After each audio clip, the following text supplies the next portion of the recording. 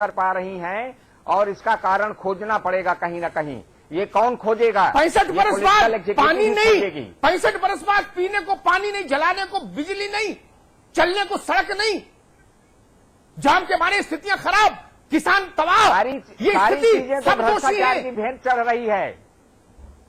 सारी चीजें भ्रष्टाचार की भेंट चढ़ रही हैं। इतना ज्यादा भ्रष्टाचार है। और दो काम अगर हमारे यहाँ की ब्यूरोक्रेसी या पॉलिटिकल एग्जीक्यूटिव कर लें, एक तो जल्दी मामले निपटाएं और दूसरा इतना अधिक एक्टिव हो जाएं कि गड़बड़ी करने का मौका न मिले, तो इस प्रदेश में 75% करप्शन मिनिमाइज्ड हो जाएगा। ये मेरा अनुभव अपना रहा है। जी मनोज पांडे साहब, ऐसे में कई सारे अधिकारियों को जानता हूं जो लगातार भ्रष्टाचार करते हैं, जिनके बारे में खबरें लगातार टेलीविजन मीडिया में दिखाई जाती हैं, अखबारों में छपती हैं, चर्चाएं सुनिए सवाल सुनिए, चर्चाएं बहुत होती हैं, हरदेव जी ने, लेकिन उनके खिलाफ कोई कार्रवाई नहीं होती।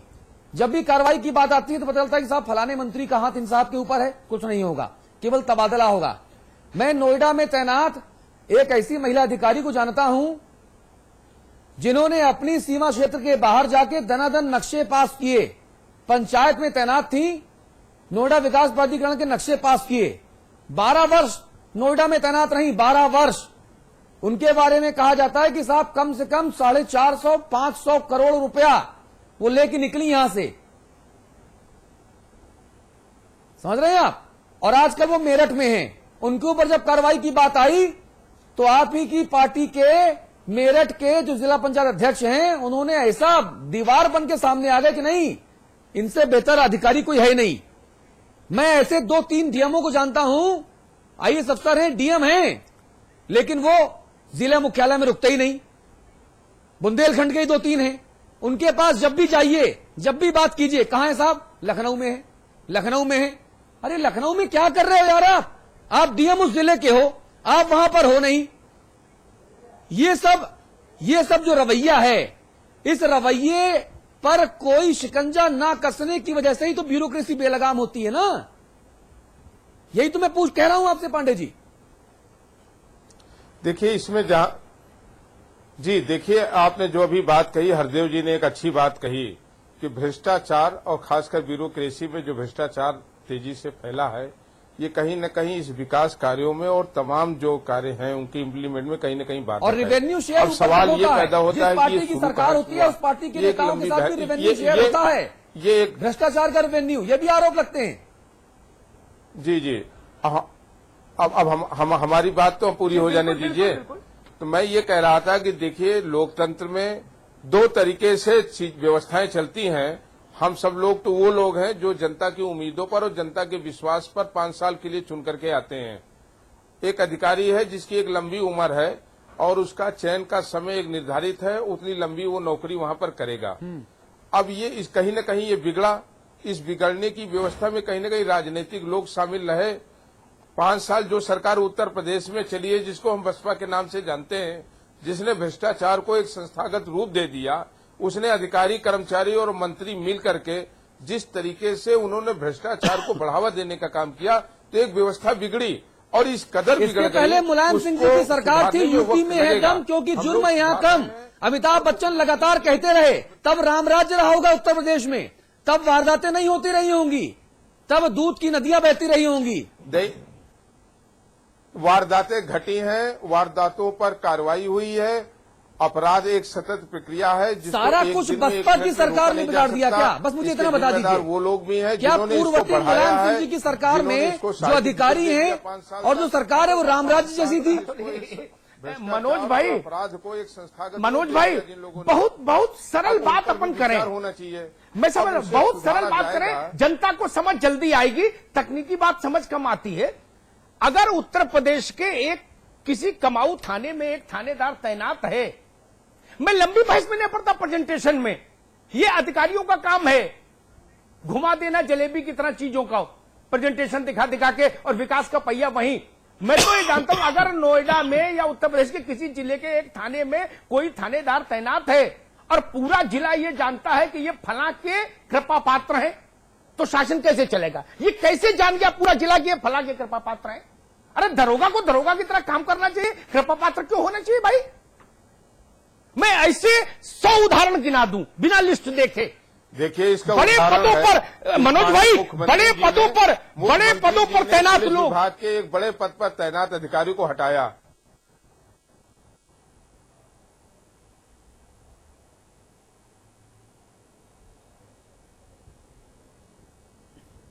बड़े पदों पर तैनात लोग जिनके बारे में उनके इलाके का या उनके विभाग का हर आदमी जानता है कि ये किस नेताजी के साथ हैं। उत्तर प्रदेश के साथ कौन है बाबू है, मैं उसको ढूंढ रहा हूं इतने सालों से। संविधान के साथ कौन बाबू है, मैं उसको ढूंढ रहा हूं। कौन सिपाही, कौन कप्तान सरकार के साथ, संविधान के साथ है, न्याय के साथ है, जनता के साथ है, मैं उसको ढूंढ रहा हूं। और बाबा हरदेव सिंह जी, जब मैं ढूंढने निकलता हूं ना ऐसे अधिकारियों को, तो मालूम मुझे कौन मिलता है, कोई सपा के साथ, कोई बसपा के साथ, कोई भाजपा के साथ, कोई कांग्रेस के साथ। मुझे उत्तर प्रदेश के साथ अधिकारी नहीं मिलता, गरीब जनता के साथ अधिकारी नहीं मिलता, थाने में रिपोर्ट नहीं लिखी जाती, अस्पताल में डॉक्टर नहीं, स्कूल में मास्टर नहीं मिल रहा। ये चीजें देखनी होंगी। मेरे लिए गांधी से बड़ा आईना कोई नहीं इस देश में। गांधी ने कहा था कि हर फैसले को उस कसौटी पर कसो सरकार के कि इससे सबसे जो गरीब आदमी है, कतार का अंतिम व्यक्ति है, उसको इससे लाभ हुआ या नहीं। मैं देखता हूं सैकड़ों योजनाएं चल रही, पैसा जमीन पर बह रहा है, लेकिन जनता के पास नहीं जा रहा। क्योंकि पॉलिटिकल संरक्षण, बाबा साहब इस बात को माने या नहीं माने, अभिव्यक्ति की आजादी है, नहीं। लेकिन मेरा अनुभव ये कहता है कि अधिकारियों को राजनीतिक संरक्षण ने स्वच्छंद और स्वेच्छाचारी बना दिया। वो कानून को ठेंगे पर रखने लगे, क्योंकि वो जानते हैं मेरी सीआर ये आदमी लिखेगा, ये खुश रहना चाहिए, संविधान क्या कर लेगा, 2 मुकदमे और झेल लूंगा।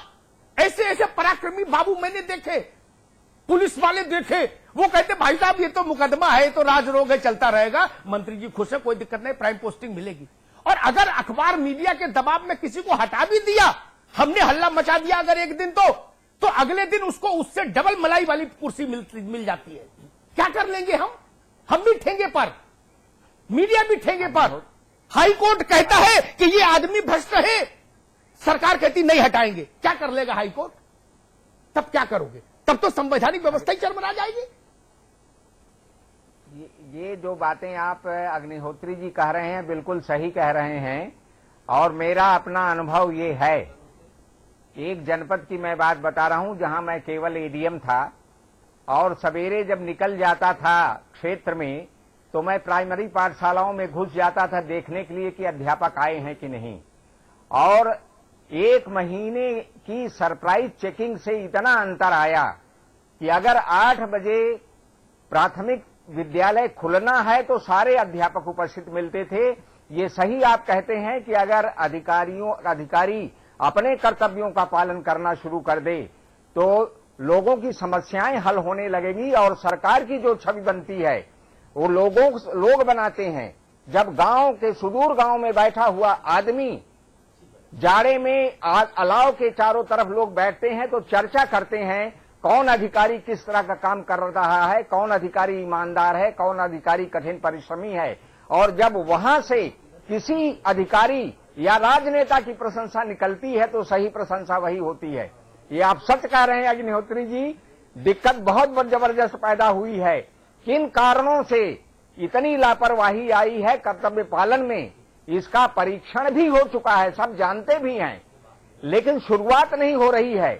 शुरुआत इसलिए नहीं हो रही है कि कहां से दिक्कत हो रही कि कहां से शुरू करें, और शुरू कहीं से भी कर दिया जाए तो बहुत बड़ा बदलाव 1 साल के अंदर आ जाएगा। ये मेरा अपना अनुभव रहा है। मैं जहां जहां रहा हूं, अगर हमारा जिला पूरा हमारे कार्य क्षेत्र में रहा है, अगर प्रदेश कार्य क्षेत्र में रहा है, मैं अब पशुपालन विभाग की एक बात बताना चाहूंगा।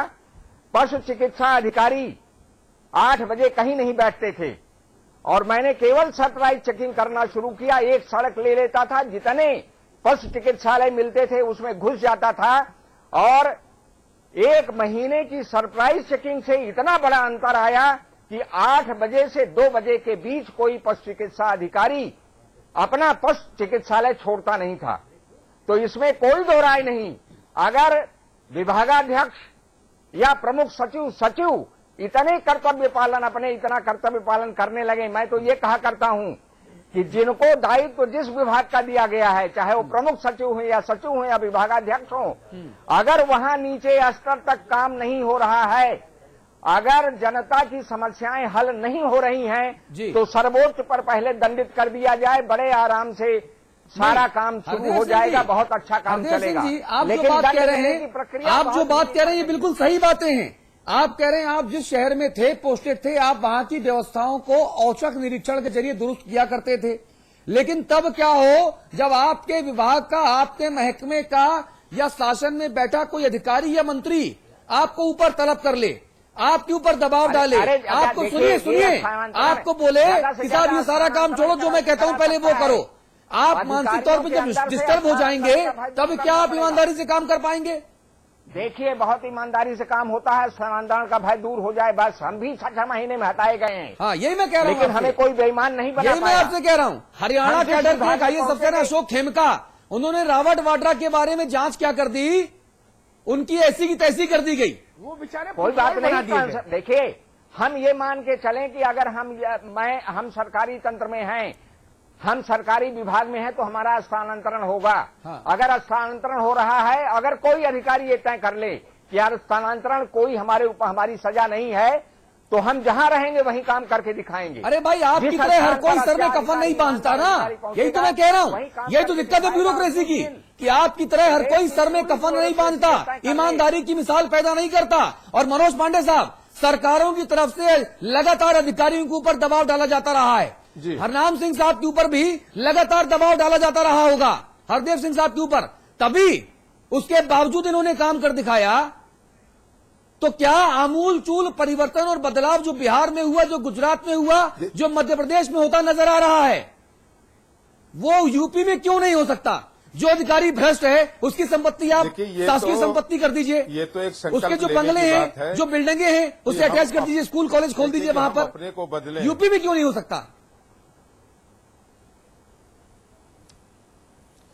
नहीं, हर जगह हो सकता है, और इसके लिए सबसे बड़ा संकल्प है कि हम अपने को बदलें और इसको ठीक करने की शुरुआत हम अपने से करें। मैं एक चीज से यूपी में शुरुआत कौन करेगा? यूपी में शुरुआत मनोज पांडे जी करेंगे क्या? आज इसकी नहीं, हमारे मुख्यमंत्री जी ही कर रहे हैं। हमारे मुख्यमंत्री जी इसकी शुरुआत कर रहे हैं। हमारे मुख्यमंत्री जी बेदाग हैं, और हमारे मुख्यमंत्री जी ने लगातार इसके लिए उन्होंने पहल शुरू किया। उत्तर प्रदेश में एक मिसाल दिया है, और उस मिसाल पर उनके सारे मंत्री चल रहे हैं। भाई साहब, अक्सर चिराग तले अंधेरा देखा जाता है, चल रहे हैं, उनको चलना होगा। अक्सर चिराग तले अंधेरा देखा जाता है। मुख्यमंत्री जी तो बेदाग हैं, ईमानदार हैं, विजनरी हैं, इसमें किसी को कोई शक नहीं।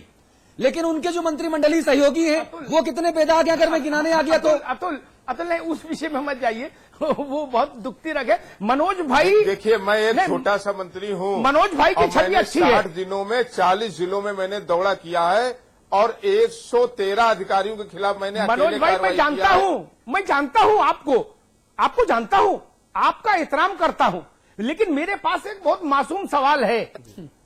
मैं टेक्निकल आदमी नहीं हूँ, ना मैं फाइल की नोटिंग पढ़ पाऊं, ना जानू। आपकी तरह मासूम है सवाल भी करने का कभी अवसर नहीं मिला मुझे। अधिकारी तो रहा नहीं, वो तो बाबा साहब रहे। किसी मुख्यमंत्री ने ये पूछा क्या नौकरशाहों से, बाबुओं से, पुलिस वालों से कि भाई साहब 3 साल में पूरे उत्तर प्रदेश में विश्व स्तरीय हाथी घोड़ा पालकी वाले पार्क बन सकते हैं, लेकिन 25 साल में पुलिया क्यों नहीं बनी? किसी ने पूछा क्या? बाबा हरदेव सिंह अगर तैनात है तो इनसे पूछा जाना चाहिए था, इनकी बर्खास्तगी हो जानी चाहिए। जा रहा, बनवा रहे हैं हम। सुन लो ना महाराज, मैं आपकी भी बता दूं, उनकी बात पर तो खुश होना स्वाभाविक है बहन जी की। मैं बता दूं, अब मुख्यमंत्री आज मेरे गांव में उतरे तो 24 घंटे के भीतर बाबा हरदेव सिंह जी की बिरादरी के लोग डामरीकृत सड़क बना देंगे, डामरीकृत इजराइल टेक्निक, जापानी तकनीक लगा के, और उसमें पेड़ पड़ोसी गांव से लाके गमलों में लगा देंगे, और गमले भी पोत देंगे गेरू से, जो यूपी में चलता है ना गेरू, और बिजली के खंभे लग जाएंगे। भाई साहब, अगर इतनी त्वरित गति से विकास करने की क्षमता है, तो क्यों गोरखपुर में लोग नदी में जल समाधि लेने को मजबूर हो जाते हैं? पुलिया के लिए 65 बरस हो गए, क्यों नहीं लैंप पोस्ट पर लटका देते हो ऐसे लोगों को जो इतने नाकारा है? और दूसरी बात कह दूं मनोज भाई, आप अभी नौजवान हैं, आप अखिलेश जी, आप लोगों को आगे जाना है। मत सोचिए बहन जी ने क्या किया और भाई साहब ने क्या किया। देखिए आप